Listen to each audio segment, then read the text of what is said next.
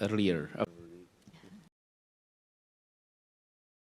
morning, everyone. Thank you for attending this session.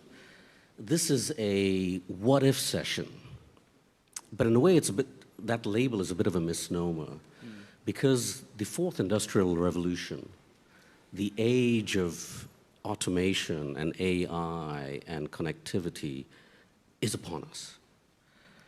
It is changing the way that we work. It is changing the way that we consume. It is changing the way that we live.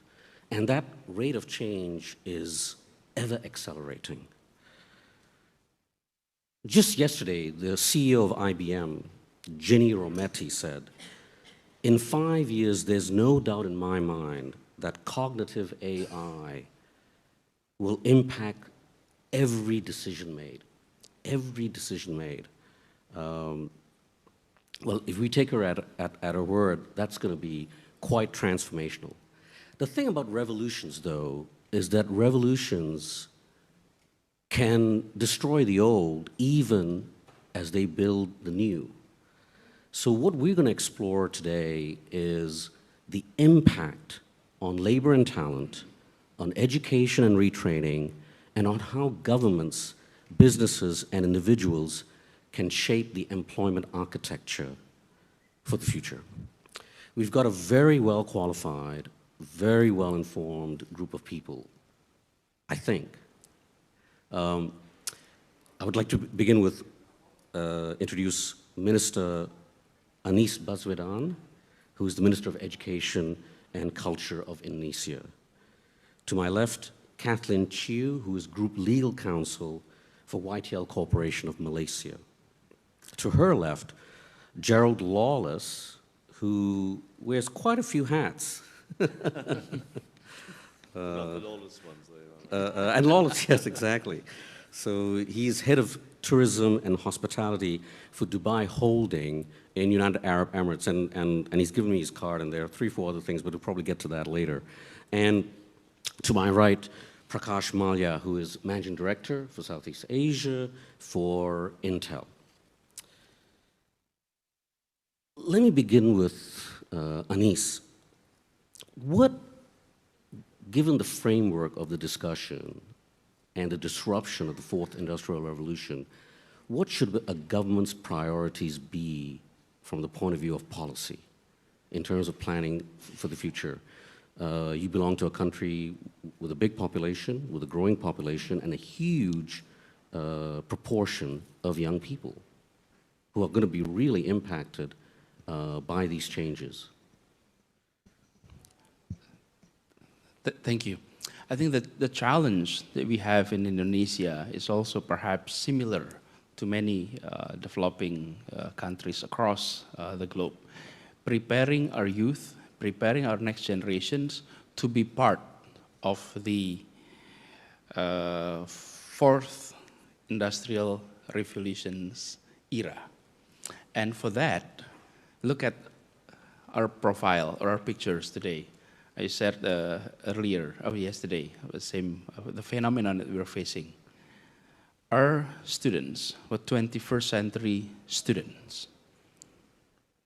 Our teachers were 20th century teachers.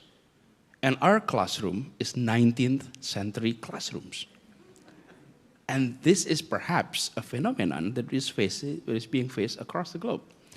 And I think to improve this, or to tackle these gaps, government need to focus on empowering stakeholders. In our case, stakeholders of education. And the key stakeholders of education are parents and teachers. These are 2 agents that is often overlooked whenever we're talking about preparing our next generations. Teachers, we focus so much on teachers, but parents are often overlooked. And they are the most important, they are the first, but they are the least prepared agent to prepare for the next generation. So focusing on that. But the other thing that is also critical is as we are undergoing these transformations, many of the jobs that we are now seeing may disappear. That is been said many, many times. And when it comes to education, the questions is often raised. Can teachers be replaced by technology? Can then we ask technology to help preparing our next generations? I often approach it in a different slant. What kind of teachers is replaceable by technology? What kind of teachers is not replaceable by technology? And I think this is similar to any other jobs available. As we are transforming ourselves, we need to equip ourselves with the new competence, new skills that made us irreplaceable in that sense. The other aspect that is critical is, especially in the area of education, is we need to add what we bring into our classroom. In the past, we focused so much on what we often call as 3R. Reading, writing, and arithmetics. Now we need to add with literacy in terms of financial literacy, cultural literacy, information technology literacy. And on top of that, the World Economic Forum produced a report 2 months ago on the importance of the 21st century competence, that is creativity, critical thinking, collaborations, and communications. So the challenge that we are now facing, disparities, and then we have to prepare the next generations for the challenge that we are not yet seeing the reality. Then our preparations is to enable them to be part of the future by equipping with the 4 C's that I mentioned earlier. So I just want to follow up one point that you made when you talked about 19th century classrooms. So on a practical level, what is your ministry doing to, let's say, upgrade the hardware? And again, on a specific level, what is your ministry doing to upgrade the quality of your teachers? Parents you can't control. You can never control the parents. Yes, and they don't want to be controlled. Number one, the phenomenon of 19th century classroom is everywhere. The setting of our classroom is still in the period of the third industrial revolutions era, that we prepare our teachers to be an instructor in the classroom. And that's why the setting is teachers as instructor. Now teachers is more a facilitator. So number one that we're doing is training the teacher to shift the role from instructor into facilitator. So what we did is we're launching a massive teachers training across the country. The size is rather big. We have 2.9 million teachers under our authority. And on top of that, the infrastructure itself, we choose not to change in terms of changing the setting of the classroom or anything. No. But we focus more on the teachers. We focus more on making technology available, especially information communication technology. So what we do is we are, for example, we are preparing our exams into a computer-based exams. The idea is to make our exams be an interactive exams, and we're able to provide much of the innovations into our exams. Otherwise, with this large number of students, we will not be able to do that. So, providing technology in our schools, enabling teachers to change its role from instructor into facilitator through trainings. And the fourth one is actually, we're doing it, we are creating a directorate on parenting education. Yes, indeed. And we created this directorate. The idea is to facilitate learning among parents. So successful parents were being interviewed, they share their stories and experience, and we put it into our system that we then distribute it to parents across Indonesia through whom? Through our schools. So now, schools were required to invite parents twice per semester, and the materials that we have from lesson learned from other parents were being distributed to them. The idea is we have to make sure teachers and parents understand that we all are learners. If you want to be part of the futures, then you really have to understand that we are learners, not only the students, but also the teachers and parents.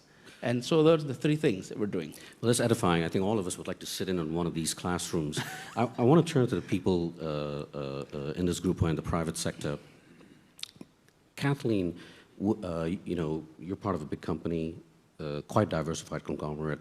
When you look at the recruits that you get, what are their strengths and what are their weaknesses for your company where it is now, but also preparing for the future? Yeah, I think that's a problem that I think a lot of companies face, that kids who come out of school, I'm talking particularly in the Asian context, they're not very good at communicating. I mean, the ones that, you know, I meet, I think they've come from a system, you know, of more rote learning. I think that's how our education system here has developed. Mm-hmm. You know, you go to school, you accumulate knowledge, and then your assessment is just based on what you know, and not, you know, how, you know, not how do you solve a problem, it's what you know. So you're tested and you get straight A's and it's wonderful, and you come out to work and you have to solve a problem. So I think the issue for us is we're seeing young people come in who have a lot of knowledge, who need to be trained again how to apply that knowledge, who don't communicate very well. And again, I feel it's also the assessment system that has created these boxes of the individual. It's my grades, you know, I have to be very careful so that I get all the A's, so I get to the best universities. When you come to a working context, you need to collaborate, you need to have teamwork, and you need to realize that when you work together and you build on each other's work, you know, that's going to be more successful. And I think that's why the education systems that have evolved, you know, I think through the Industrial Revolution, where it was repetitive and all you needed to do was learn how to do one thing really well and keep duplicating it. I think that's not going to work going forward. I mean, it's too easy now. If I need some information, I really don't need to remember it, you know. I just call Mr. Google, right? So Mr. Google gives me the answer. But how do I know whether that's the right answer for my situation? So, you know, it's a problem solving. Prakash, do you have a similar problem, or just simply because of the industry that you're in and the company that you're associated with, that you are able to, is your talent pool bigger, simply much more global? I think the challenges are pretty similar, I would say. And if you look at, to answer your question, I wanted to step back on how the technology piece is evolving, right? Everything that is being said on Fourth Industrial Revolution, I strongly believe to a large extent that is going to happen, right? And that is going to happen because of two reasons, in my opinion. Number one, the connectivity is improving dramatically.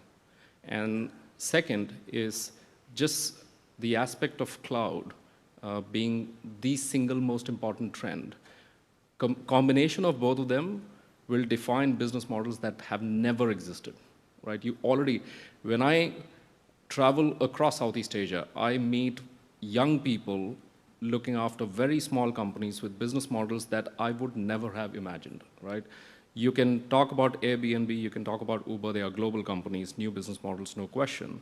But there are a lot of small companies that are doing really, really well. Can you give an example of one? I met a company in Vietnam. They own a tea estate, and the objective for them today is how do I use technology to improve my yield? And how do I make it more productive? Smart farming. You call smart farming, they are already doing that. There's another company in Malaysia, another local company, who are trying to invest in, historically they used to do water management manually. Now they're doing water management using technology. that can make it completely automated. Again, a small company trying to make a dent, and they have increased the yield, they have reduced the water consumption by 10%.